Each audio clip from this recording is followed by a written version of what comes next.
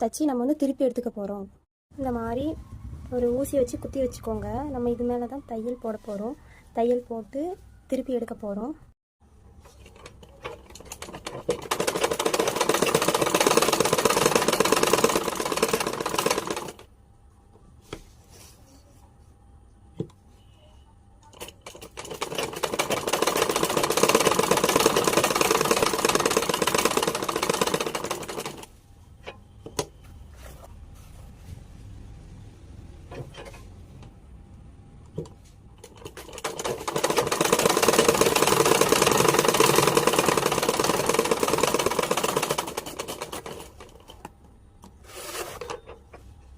இப்போ வந்து இந்த எக்ஸ்ட்ரா துணியெல்லாம் நம்ம கட் பண்ணி எடுக்க போகிறோம்.